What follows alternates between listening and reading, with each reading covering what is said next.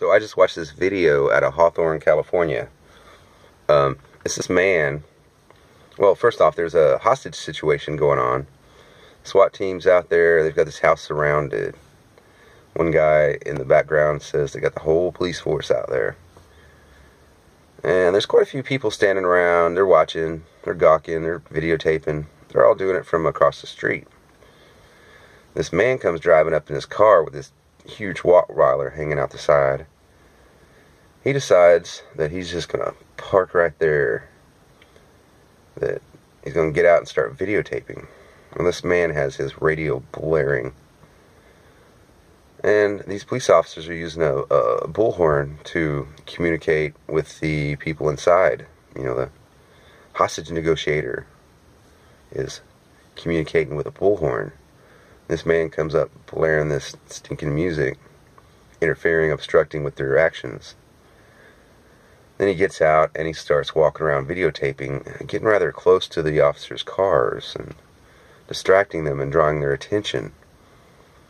I mean, basically he's just trying to draw attention to himself, obviously, or he wouldn't be blaring his music. He wouldn't have got his huge Rottweiler out with him, because he got his dog out and started walking his dog around while videotaping. And at some point, the officers get tired of this obstruction, and because he is interfering with their job. I mean, dude, you got to have compassion in a situation like that. You could have caused the death or severe injury of somebody inside there, because the police, they need to be able to hear everything in a hostage situation. They don't need somebody pulling up on them, blasting their music out the car so they can't hear. I mean, that could have caused injury inside. You need to have compassion for the people inside there, dude. But this guy wants to draw attention to himself. You know, look at me.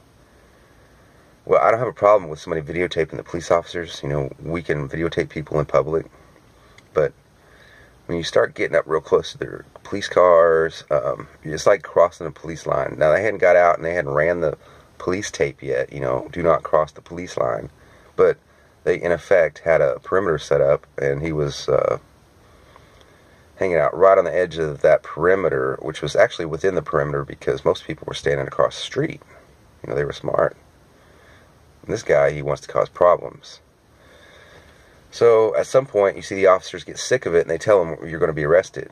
So he walks his dog back to his car, and just sets the dog inside the car with the windows rolled down. Goes back and he volunteers himself for arrest. Now, I don't know what the dude was thinking. I mean, will you think you're going to spend the day in jail and your dog's just going to sit there in that car and not jump out? I mean, that bunch of little kids running around there with that huge Rottweiler.